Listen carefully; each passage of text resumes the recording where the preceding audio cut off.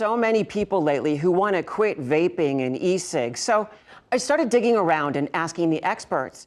It turns out that people are quitting successfully, but you need to have a plan and know your purpose. It's become his pink pacifier. The first time, it was just kind of like a very euphoric body feeling. For 7 years, it's been his constant companion when he's behind the wheel. I mean, it felt like I was just breathing in Fruit Loops. Or the game controller.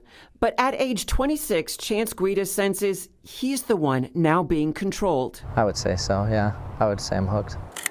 The young photographer and filmmaker wants to frame his life through a more healthy lens. Sometimes when I just spit it out in the sink, it's just, it's disgusting. He wants to stop relying on vaping and nicotine. I have a lot of hope.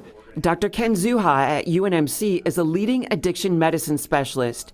He trains doctors to help people quit. This is something you can't use your willpower. That's like using your willpower to try to change your blood sugar. The rule is that you need help from somebody. Enter Ryan Price. Overall, want to just put out positive videos or informative videos. He's a TikTok influencer who quit vaping this spring after 2.5 years. I'm growing up and I'm like, okay, this doesn't serve me anymore. And he's using his social media channel of 630,000 followers to encourage others to reframe their headspace. I'm vowing to you right now that and offer support. What I happened to notice was that anxious feeling that I got was the only reason I was picking up the vape again. And I noticed, once I understood that about my brain, I go, oh, okay, it's actually the world's not ending if I don't pick up this vape. Dr. Zuha says nicotine latches onto receptors in the brain. But to degrees that are hundreds to thousands of times more than what's supposed to happen. The first thing you do need to know is actually not your fault that you're addicted to this shit. Ryan's quit vaping video has more than 5.8 million views. On his own journey of self-awareness, the Council Bluffs native is leading others. What's up, my guy? How are you? I'm good. So we paired Ryan with Chance. I want to have control over my life again. They set a quit date.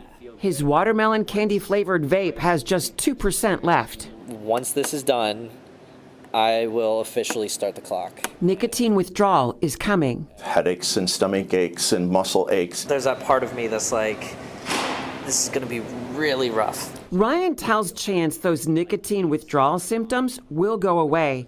It's the crummy withdrawal feelings that keep people vaping. Am I willing to go through the temporary pain for the everlasting life I deserve?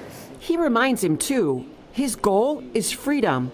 Vape companies will no longer tap into his brain or his wallet. Hey, man, you want to feel good?